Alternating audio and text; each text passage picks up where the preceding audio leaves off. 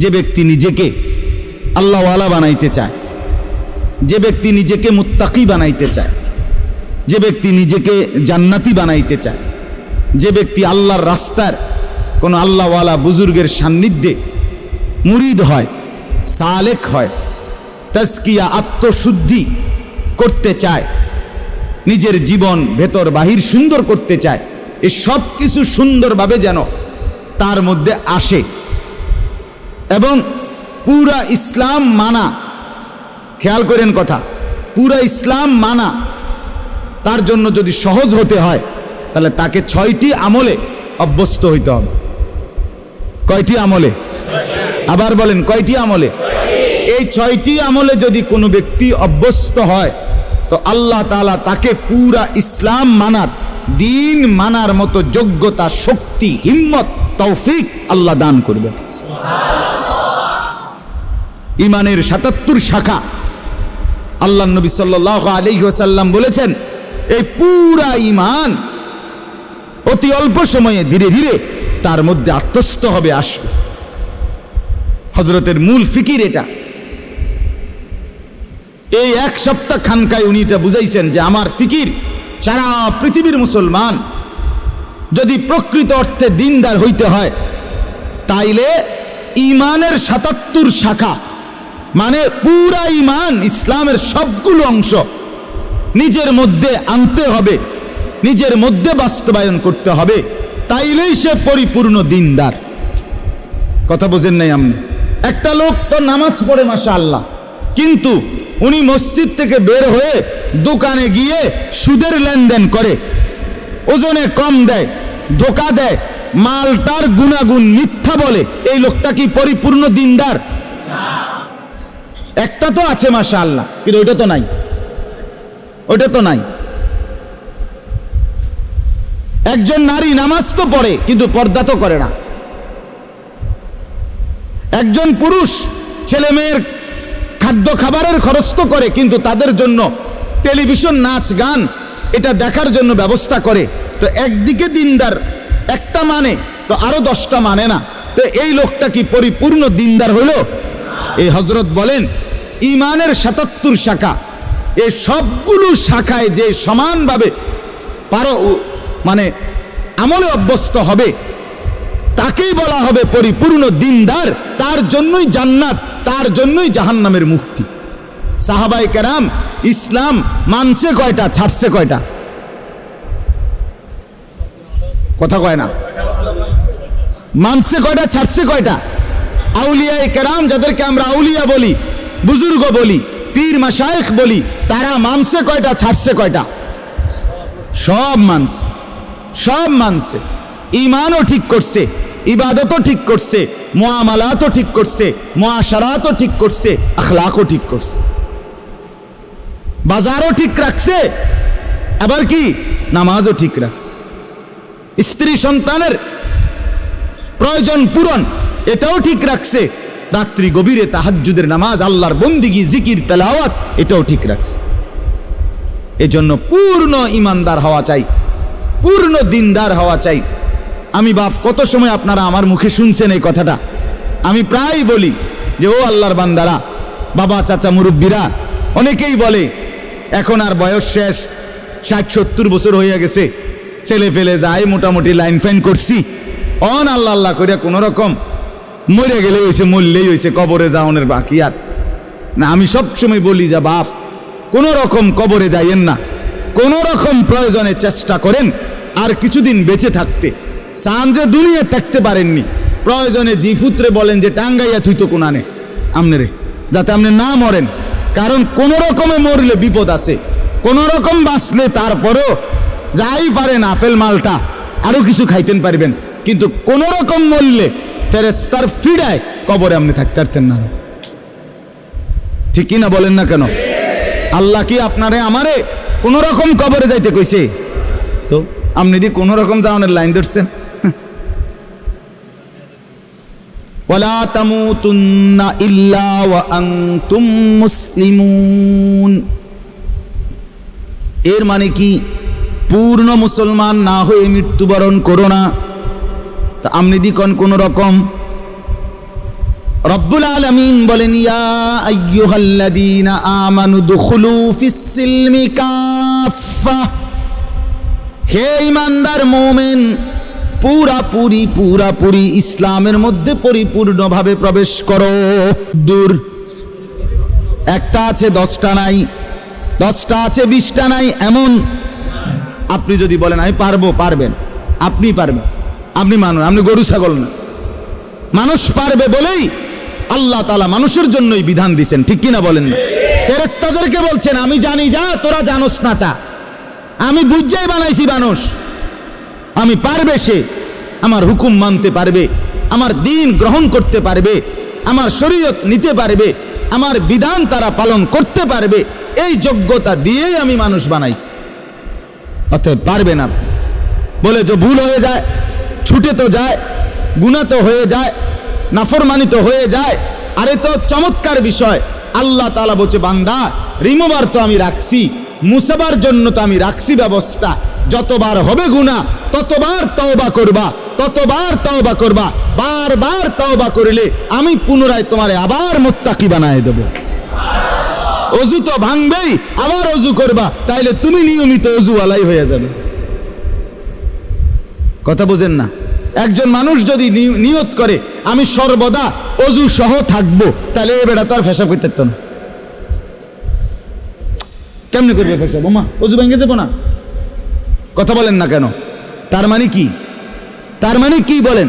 সাহাবীদের জীবনীতে আছে, আউলিয়াদের জীবনীতে আছে, তিনি সর্বদাই অজু অবস্থায় থাকতেন, তার মানে পেশাব করতেন না, নাপাক হতেন না ওনারা, আবার করে নিতেন অজু।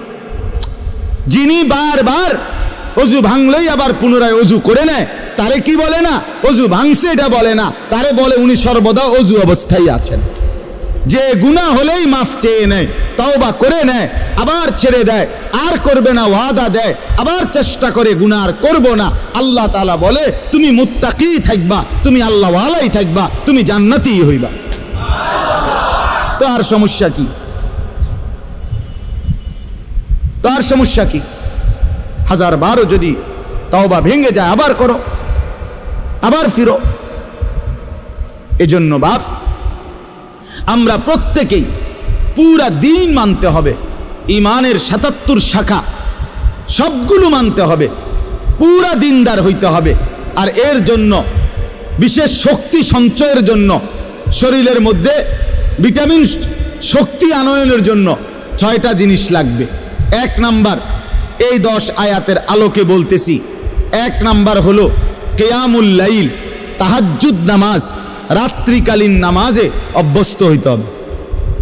যে ব্যক্তি তাহাজ্জুদ নামাজে অভ্যস্ত হবে, রাতের প্রথম অংশে হোক, রাতের মাঝখানের অংশে হোক, রাতের শেষাংশে হোক, তাহাজ্জুদের নামাজে যে অভ্যস্ত, আল্লাহ তাআলা তার কলজার ভিতরে অসাধারণ শক্তি এবং পাওয়ার দান করে, ফলে সে নেক আমলে অভ্যস্ত হয়, গুনাহ ছাড়তে তার জন্য সহজ হয়। আলাইকুম বিকিয়ামিল লাইল ফাইন্নাহু দা'াবুস সালিহিন ক্বাবলাকুম ওয়া হুয়া কুরবাতুন লাকুম ইলা রাব্বিকুম ওয়া মুকাফফিরাতুন লিস-সাইয়্যাত ওয়া মানহাতুন আনিল ইসম। আল্লাহর নবী বলেন সব সময় আমার উম্মত তাহাজ্জুদ নামাজ পড়িও। আল্লাহর নবী বলেন কেন? যেহেতু এটা আমার আগে আদম থেকে নিয়ে যত নেককার মানুষ ছিলেন প্রত্যেকের আমল ছিল। কেন পড়ো? যেহেতু তাহাজ্জুদ নামাজে বান্দা আল্লাহর সবচেয়ে ঘনিষ্ঠ হয়। আর কেন? যেহেতু তাহাজ্জুদ নামাজ বান্দার রাশি রাশি গুনাহ মাফ করে দেয়। আর কেন? যেহেতু তাহাজ্জুদ নামাজ বান্দাকে গুনাহ থেকে বিরত রাখে। এই 1 নাম্বার আমল কি বলেন? এখন যদি বলেন যে হুজুর নামাজে তো পড়ি না, তো নামাজ পড়েন, 5 ওয়াক্ত নামাজে অভ্যস্ত হন, তার সাথে সাথে তাহাজ্জুদ নামাজ পড়েন।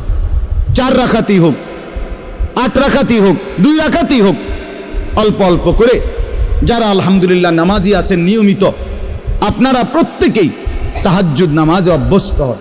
তাহাজ্জুদ নামাজের সর্বোত্তম সময় হলো কিছুক্ষণ ঘুমাইয়া এরপরে উঠে পড়া, এটা হলো সর্বোত্তম।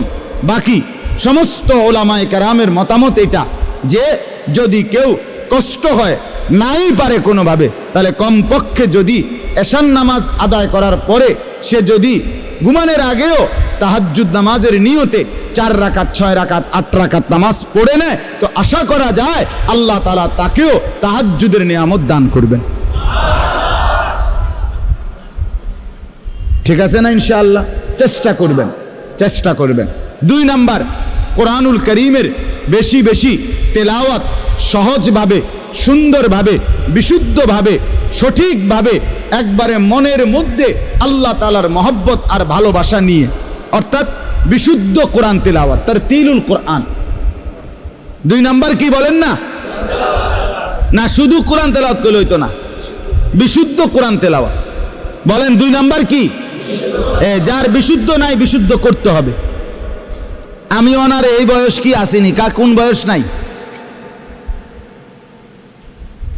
কি কথা কোন বয়স নাই আপনার? এসব বললে হইতো না। তাইলে কি 2 নাম্বার আমল কি বলেন? এই কোরআন তেলাওয়াতের বরকতে আল্লাহ তাআলা ওই ব্যক্তির মধ্যে ইসলাম মানা সহজ করে দিবেন, গুনাহ ছাড়া সহজ করে দিবেন। গুনাহ ছাড়তেই মন চাই, আমল করতেই মন চাই। সুবহানাল্লাহ। বলেন 1 নাম্বার কি? সবাই বলেন। 2 নাম্বার কি? 3 নাম্বার আল্লাহ তাআলার জিকির। ওয়াদকুর ইসমা রাব্বিক। 3 নাম্বার আল্লাহ তাআলার জিকির। সকাল বিকাল দুপুর সন্ধ্যা দাঁড়িয়ে বসে শুয়ে হর হালাতে আল্লাহকে ডাকা, জবানে সবসময় আল্লাহকে ডাকা।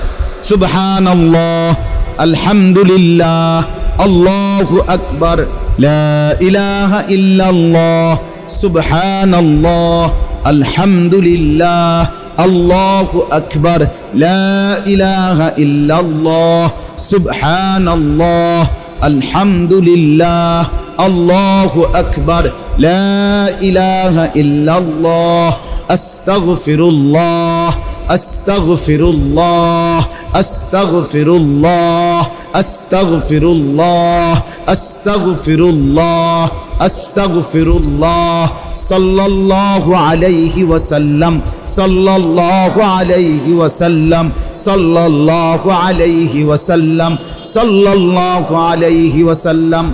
আমার বাপ মনোযোগ দিয়া মহব্বতের সাথে হাঙ্গামা না কইরা, বিরাট বড় মজমার দরকার নাই, আমনে একলাই চুপচাপ কোনো ওই হুল্লুর মানে একারে হেসকানি না কইরা নীরবে সুন্দর করে কিছুক্ষণ এরকম জিকির করতে থাকেন, খোদার কসম জিহ্বাটাই মধু হয়ে যাবে, জবান শিরি হয়ে যাবে, মধু হয়ে যাবে, মধু, কলিজা আলোকিত হয়ে যাবে। কিছুক্ষণ পরে অনুভব হবে দিল আমার নূরানি হয়ে গেছে, আলোকিত হয়ে গেছে, দিল শান্ত হয়ে যাবে, পেরেশানি দূর হয়ে যাবে। তাহলে 1 নাম্বার কি বলেন? 2 নাম্বার কি? বিশুদ্ধ কোরআন তেলাওয়াত। 3 নাম্বার কি? জিকির। আল্লাহ তাআলার জিকির করবেন তো ইনশাআল্লাহ? চেষ্টা করবেন। ছেলেরা বাপ তোমরাও চেষ্টা করো, গাফলতি করো না ভাই, কোরআন পড়তে শেখো, পড়তে শেখো। তুমি মুসলমানের সন্তান, তুমি কোরআন পড়ো ভাইয়া। এই বাংলা, অঙ্ক, ইংরেজি, পদার্থ, জীববিজ্ঞান এগুলো হাসরের ময়দানে জিজ্ঞেস করবেন, তো কোরআন জিজ্ঞেস করবে, কোরআন সুপারিশ করবে। নবীজি বলছে ওইগুলোকে বাদ দেওয়ার কথা বলি না, ওগুলো দুনিয়া চলবে, কিন্তু কোরআন দুনিয়াও চলবে, আখিরাতও চলবে। আল্লাহ নবী সাল্লাল্লাহু আলাইহি সাল্লাম বলেন আসসিয়াম ওয়াল কোরআন ইয়াশফাআন লিল আবদ। রমজানের রোজা আর আল্লাহ তাআলার কোরআন তিলাওয়াত সরাসরি আল্লাহর বান্দার জন্য আল্লাহর কাছে সুপারিশ করবে। রোজা বলবে আল্লাহ দিনটা তারে আমি অভুক্ত রাখছি, আর কোরআন বলবে আল্লাহ রাতটা তারে আমি তেলাওয়াতে ব্যস্ত রাখছি, তারে এখন কেমনে শাস্তি দিবেন? আল্লাহ বলে বাবুরে তোমরা যেহেতু দুইজন দুইখানে চাপ দিছ, যাও দিলাম, মাফ করে দিলাম। তাহলে 1 নাম্বার হলো কিয়ামুল লাইল, এই আমলটার মূলত নাম হলো কিয়ামুল লাইল, তাহাজ্জুদ। 2 নাম্বার কি? বিশুদ্ধ কোরআন তেলাওয়াত। 3 নাম্বার কি? এই 3টা হলো অঙ্গ প্রত্যঙ্গ দিয়ে করা, মানে বাহ্যিক। জিকির করবেন কি দিয়া? জবান দিয়া, ঠিক না বলেন? কোরআন তেলাওয়াত করবেন কি দিয়া? জবান দিয়া। আর তাহাজ্জুদ নামাজ পড়বেন কি দিয়া? পুরা বডি দিয়া, পুরা অঙ্গ দিয়া, নাকি? এটা। আর তিনটা, পরের তিনটা হলো ভিতরে, কলজার ভিতরে থাকতে হবে, ভিতরে থাকবে। 1 নাম্বার মানে 4 নাম্বার, হ্যাঁ, তাবাত্তুল, এটারে বলে তাবাত্তুল। কন্ত তাবাত্তুল, তাবাত্তুল অর্থ হইল সব কিছুর থেকে সম্পর্ক বিচ্ছিন্ন করে হৃদয় মন শুধু আল্লাহর সাথে সম্পর্ক যুক্ত করা। দিল আমার শুধু আল্লাহকে ডাকে, মন আমার শুধু আল্লাহকে ডাকে, ভাবনা আমার শুধু আল্লাহকে নিয়ে, আমার চাওয়া পাওয়া সব আমার আল্লাহর কাছে, আমার আবেগ অনুভূতি সব আমার আল্লাহর কাছে। দুনিয়ার কাছে আমি কিছুই চাই না, যা চাই, যা পাবো মনে করি সব আমার আল্লাহর কাছে। অন্তর আল্লাহর সাথে কি করা? সম্পর্কিত। ও তাবাত্তাল ইলাইহি তাবতীলা, তাবাত্তুল। এইটা, এই 4 নাম্বার হলো অন্তরকে আল্লাহর সাথে কি করা? সম্পৃক্ত করা। বলে এটাকে সারাক্ষণ সম্ভব? একটু একটু করে বাড়ান, অল্প অল্প করে বাড়ান, আস্তে আস্তে বাড়ান, আল্লাহ তৌফিক দান করেন। 5 নাম্বার মানে 2 নাম্বার, 5 নাম্বার হলো আল্লাহ তাআলার উপরে সর্বাবস্থায় তাওয়াক্কুল। কার উপরে? তাওয়াক্কুল, ভরসা। ভরসা কার উপরে? রব্বুল মাশরিকি ওয়াল মাগরিব লা ইলাহা ইল্লা হুয়া ফাত্তাখিযহু ওয়াকিলা। এই যে আল্লাহকেই একমাত্র ওয়াকিল, অভিভাবক বা আশা ভরসার কেন্দ্রস্থল শুধুই কাকে বানানো? তাহলে অন্তরে সর্বদা কার উপরে ভরসা করা? 6 নাম্বার সবর করা। অসবির আলা মা ইয়াকুলুন, সর্বাবস্থায় সুখে থাকি দুঃখে থাকি, হ্যাঁ, দিলের মধ্যে থাকবে আমার আল্লাহ আছে, আমি আমার আল্লাহর উপরেই ধৈর্য ধারণ করলাম।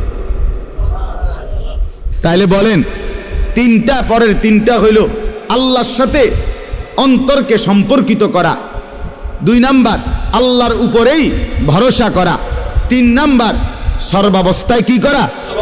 আরবি নামগুলো কোন? তাবাত্তুল, তাওয়াক্কুল, সবর।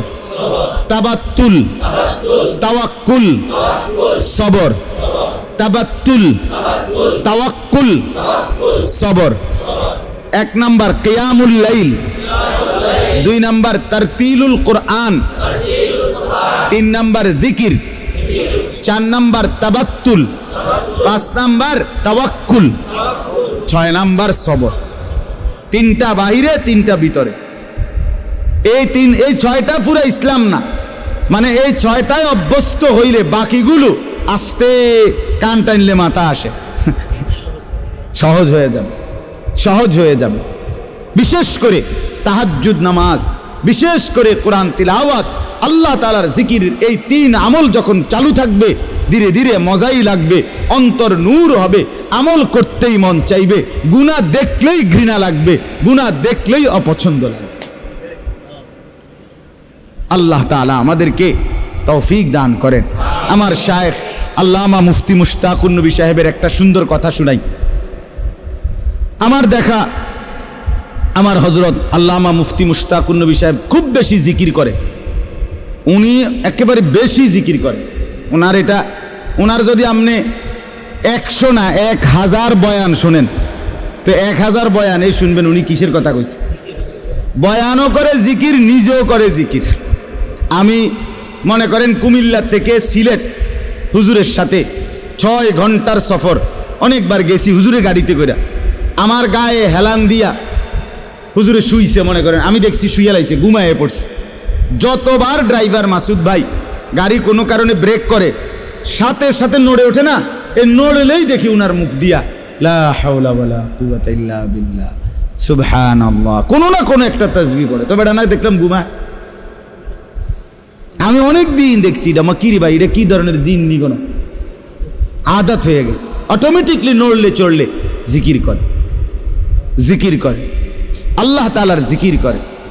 এই যে জিকির, এই জিকিরের ভীষণ পরিমাণ অভ্যস্ততার কারণে তো হযরতের মধ্যে একটা জিনিস আমি শুধু এটা বলার জন্য, একদিন বহুবার বলছে, অনেক সময় বলে, কয় যে আমি যখন ঘর থেকে বের হই, শুনতেছেন, হুজুর বলেন, আমি যখন ঘর থেকে বের হই তখন আমি আমার আল্লাহর কাছে বলি, আল্লাহ এই আমার দুইটা চোখ, এখন আমি রাস্তায় বের হচ্ছি, এই দুই চোখে যদি রাস্তার কোনো বালু খড়কুটা এরকম কিছু আইসা যদি পড়ে তাইলে আমার চোখের ভীষণ ক্ষতি হবে, জাহিরি ক্ষতি, বাহ্যিক ক্ষতি হবে চোখের, ঠিকই না বলেন না? বলে আল্লাহ এই ক্ষতি থেকে আমার চোখকে আপনি বাঁচান। সাথে সাথে হযরত বলে, আমি আল্লাহর কাছে বলি, আল্লাহ ঠিক তেমনি ভাবে এই চোখ যদি কোনো ভিন নারীর প্রতি পড়ে তাইলেও আমার এই চোখের ক্ষতি হবে, আখিরাতে ক্ষতি হবে, আমার এই চোখে সীসা গলাইয়া ঢেলে দেওয়া হবে। অতএব আপনি আমার এই চোখকে বাহ্যিক ক্ষতি থেকেও বাঁচান, আপনি আমার এই চোখকে আখিরাতের ক্ষতি থেকেও বাঁচান। হুজুর বলেন, কয় এই দোয়ার বরকতে, আল্লাহ তাআলার জিকিরের বরকতে, কয় হাজারো ঘন্টা রাস্তায় চলার পরেও আমার কাছে রাস্তায় নজর কোনো দিকে তাকাইলেও গাছ আর মানুষ একই রকম মনে হয়। অনেক দিন বলছে, কয় যে গাছ যেরকম মনে হয় মানুষও এমনই মনে হয়, আলাদা কোনো এটা নিয়ে কি হয় না, কু নজর বদ নজর হয় না। এই জন্য বললাম একটা আমল এখানের মধ্যে জিকির, এটা আরো 100 আমলটাকে কি করে দেয়, সহজ করে। আল্লাহ তাআলা আমাদের প্রত্যেককে তৌফিক দান করেন, কবুল করেন।